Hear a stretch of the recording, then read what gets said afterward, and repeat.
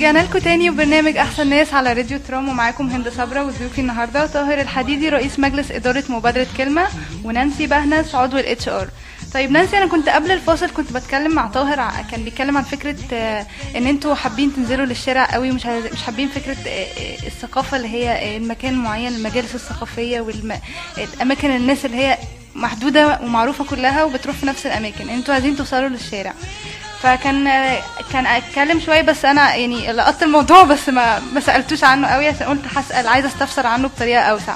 كان بيتكلم عن مشروع صندوق الدنيا، فممكن تكلميني اكتر عن المشروع ده؟ ده صندوق الدنيا، الصالون الثقافي بتاعنا. بدأ عملنا منه جلستين. اول واحده كانت عن الاندلس وحضارتها، اتكلمنا شويه عنها، وتاني جلسه كانت شعر. كل حد قال الشعر كان بعنوان لا اريد لهذه القصيده ان تنتهي. ده ديوان لمحمود درويش، كان اخر ديوان له، وكل حد قام اتكلم عن القصيده اللي هو مش عايزها ان تنتهي، هو شايف ان لا يريد لها ان تنتهي. فده كان تاني جلسه، واحنا شغالين في المشروع ده في الفتره اللي جايه دي، وهو اول مشروع بدأ يعني ثماره تبان يعني. طيب تمام قوي. طيب انا كنت عايزه برضو اعرف لو انتوا مثلا مخططين في مشروعات جايه قريب، او ايه انتوا ناويين تقدموا ايه في الفتره الجايه دي؟ طبعا احنا عندنا اكتر من مشروع بنجهز لهم.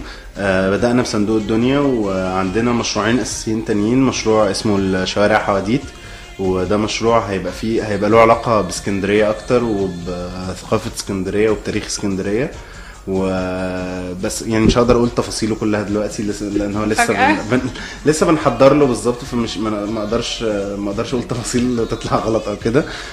كمان عندنا مشروع سينما، مهرجان سينما افلام مستقله وافلام الديجيتال، والحاجات اللي هي ما بتطلعش للنور قوي احنا حابين ان احنا نحط سبوت عليها في اسكندريه. في القاهره في اكتر من مهرجان، يعني في مهرجان المركز الفرنسي في القاهره، وفي مهرجان سيد الصاوي، وفي مهرجان جوتا، بس ما فيش في اسكندريه مهرجانات قويه يعني. فاحنا حابين نعمل مهرجان نستضيف فيه شخصيات قويه، لجنه تحكيم قويه فعلا يطلع الافلام اللي بتتعمل صح، يعني في حاجات كتير جدا بتتعمل صح وما بتبانش للناس. تمام. طيب نانسي، انت عضو في الاتش ار صح؟ طيب انا في الاول عايزه اعرف كاتش ار في كلمه بتعملوا ايه، وعايزاكي برضو تكلميني عن بقيه اللجان في مبادره كلمه. طيب تمام.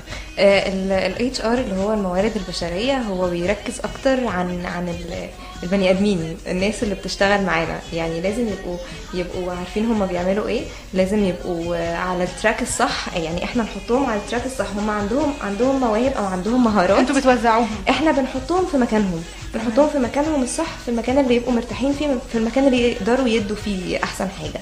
فهي دي شغلة الموارد البشرية، واللي هو بنكتب بقى تقارير عن كل حاجة بتحصل علشان تساعدنا في شغلنا بعد كده. بالنسبة للجان التانية عندنا الميديا والبي ار، العلاقات العامة وبس.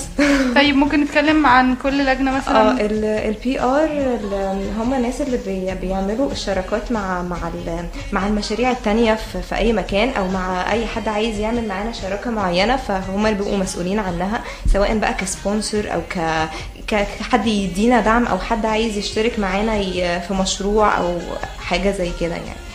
الميديا هو اللي بيوصلنا للناس، الميديا هو المسؤول عن الاعلام، هو اللي بيوصلنا للناس بره، يعني هو الواجهه بتاعتنا. طيب تمام.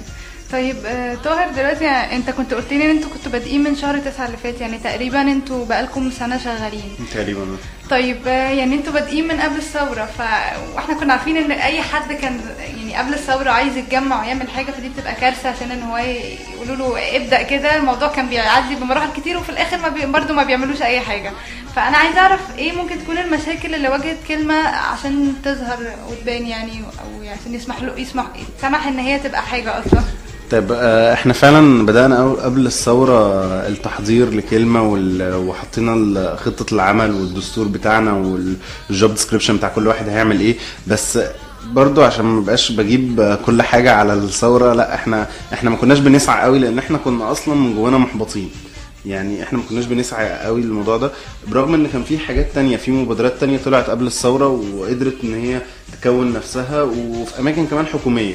يعني قدرت ان هي تقف في اماكن وتقدر تعمل حاجه فعلا، برغم ان كان في حصار وخصوصا من امن الدوله على اي شباب عايزين يعملوا اي حاجه. طبعا ده شيء معروف يعني في مكتبه اسكندريه كان معروف ان في عميد او لواء امن دوله قاعد في مكتبه اسكندريه، شغلته مكتبه اسكندريه. انا سمعت ان كل اللي راح مكتبه اسكندريه ليه ملف في امن الدوله. والله قعدت ادور عليه كتير وما لقيتوش. احنا يعني فعلا هو يعني حتى هم لما بنخش المكتبه عشان نعمل حاجه اسمك وعنوانك ورقم تليفونك عشان الملف، عشان امن الدوله. هم بيقولوا لنا عشان امن الدوله، ما تحبش علينا حتى. كويس هم فبرغم كده في حاجات طلعت زي ستيب اب وزي ادوار، دول طلعوا في ظل نظام مبارك وفي ظل النظام البوليسي ده. حتى احنا لما بدانا في صديق ليا يعني قال لي لازم تبلغ حد من امن الدوله عشان تبقى ماشي طبيعي يعني عشان ما تلاقيش حد فجاه وقف لك في الموضوع.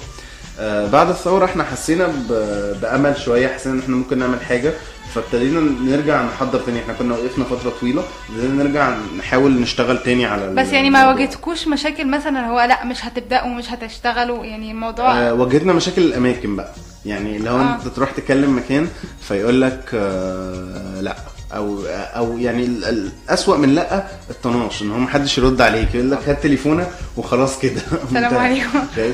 تروح لمكان يقول لك لا احنا ما بنقدمش ده، مع ان هو بيقدم ده بس هو يعني مش عايز يساعدك، خايف يساعدك، حاسس ان انت ممكن تجيب له مشاكل. لا فكره التجمع على الشباب زمان ده كان بيعمل ازمه كبيره جدا بالظبط. ولحد دلوقتي الاماكن الحكوميه بتفكر بنفس طريقه اللي هو الطناش فعلا يعني برضه اي اختلاف. اللي هو هنشتغل، احنا بنروح للناس نقدم لهم بروبوزال بتاعنا، بنقدم لهم كل الورق بتاعنا، بنقول لهم احنا ايه، طب عايزين نقابل حد.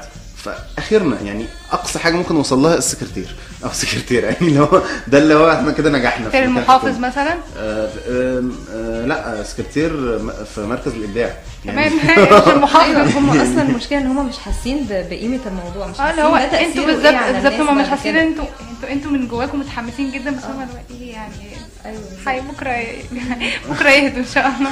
عايز اقول لك ان انا رقم تليفوني موجود في حتت كتير جدا يعني اللي هو هنكلمك، بس ما فيش حد يجي يتكلم خالص.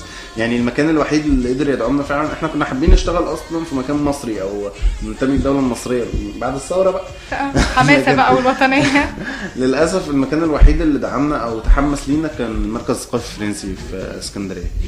تمام. طيب احنا لسه متحمسين جدا ان احنا نعرف اكتر عن كلمه، بس هناخد فاصل تاني ونرجع مع كلمه مره تانية.